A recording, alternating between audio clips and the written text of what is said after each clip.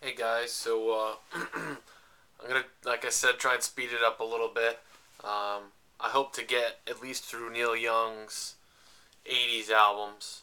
So let's see if I could do that as fast as I can. Um, I like to say a few things about the albums, but yeah. So I left off around 1976. Now, this may not officially be a Neil Young album because it's the Stills Young Band, Long May You Run.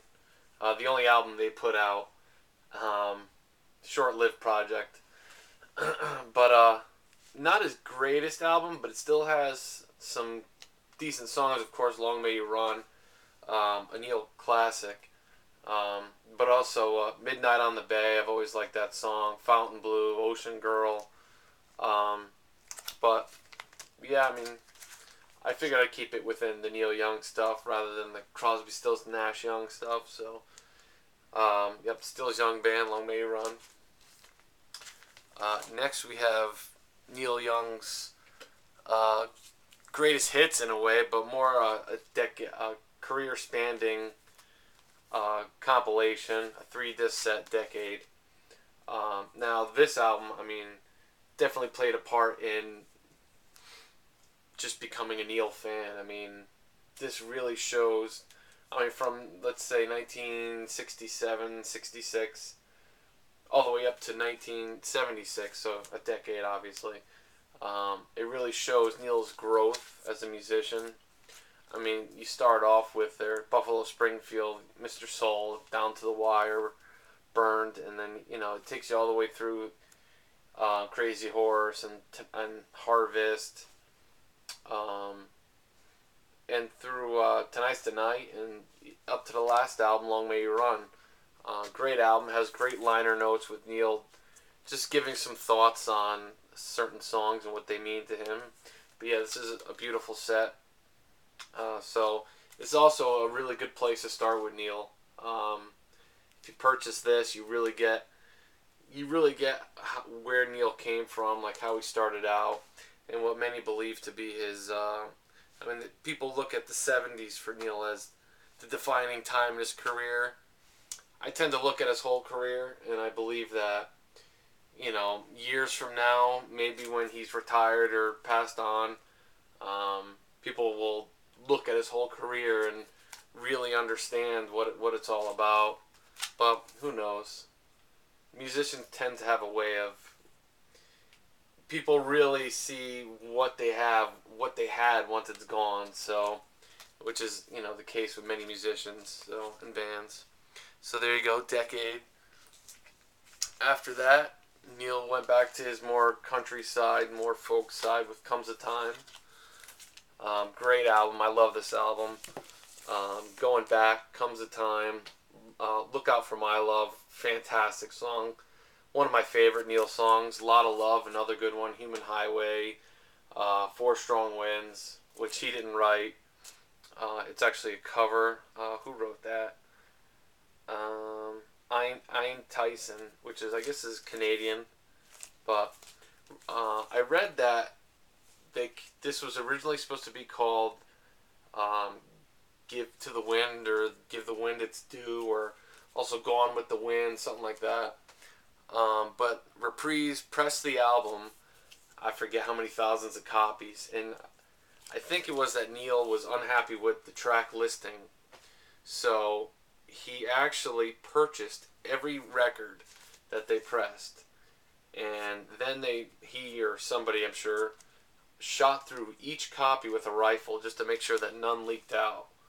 But it just goes to show, I mean, how serious Neil is about his art and what he puts out there. Again, I love the sound of this record. I think it's just one of his really crisp albums. I don't know. Check it out though. Great album. Now wrapping up the '70s, really. Rust Never Sleeps. My favorite Neil album. Um, for a lot of reasons, it got me started on Neil. It really shows his acoustic side. He's got solo acoustic stuff on one side, and then probably his craziest guitar work to date with Crazy Horse on the second side. I mean, the whole album is great in my opinion. I mean, really, the whole thing is fantastic. I don't think there's a weak song.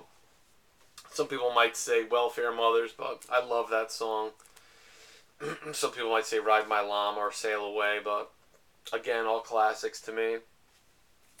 Um, I mean, center point, he has, Hey Hey My Out of the Blue as the first track, and My Hey Hey Into the Black as the last tune. It's essentially the same song. I'm sure everybody's heard it at some point, but great out. I have 2 copies of this. I mean, this is just a fantastic record, and another good place to start with Neil, I believe.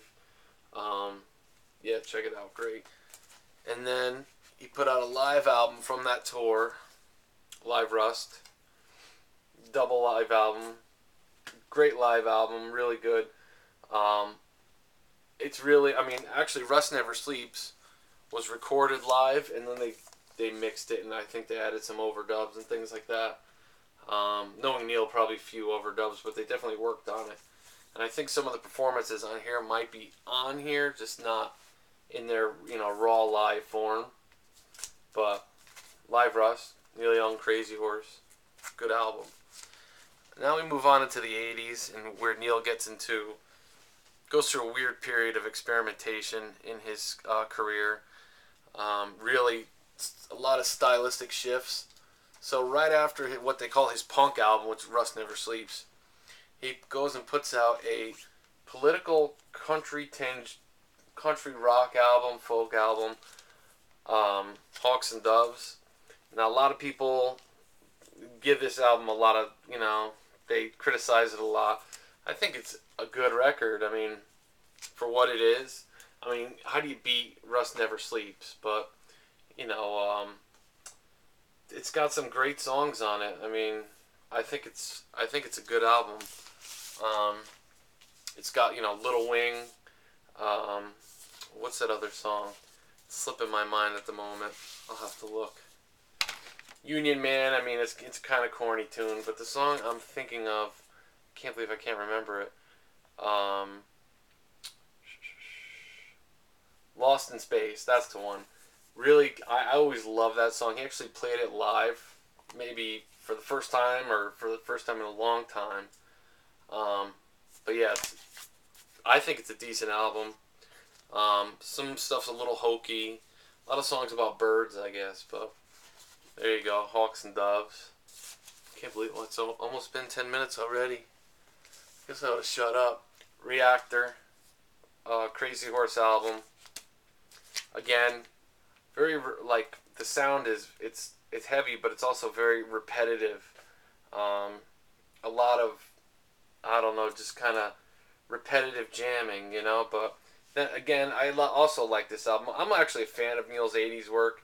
I don't know if this would really, when people start talking about his 80s work and how bizarre it could be, I don't know if this really classifies it. It is a Crazy Horse album, but you got Surfer Joe, Mow the Sleeves, T-Bone. I've always liked that song. I mean, it's got like 2 small sentences for the lyrics, but good album. Southern Pacific, Motor City, Rapid Transit, Shots.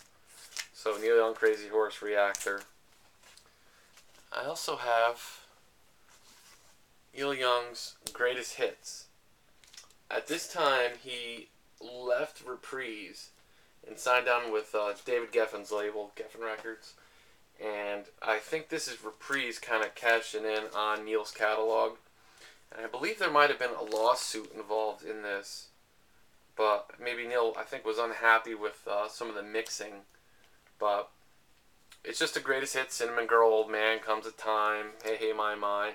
Also has some stuff off of Reactors, Southern Pacific. It has Down by the River. And if I could be mistaken, but I think this was only released in overseas, not in the United States, but I could be wrong about that. But yeah, Neil Young's Greatest Hits. You don't see too many of these, but they're around. I think that's 10 minutes, so I'll have to do already video 4. I'm really not trying to drag this on, but 10 minutes just goes by so fast. I could really go on for a long time about Neil, but alright guys, thanks.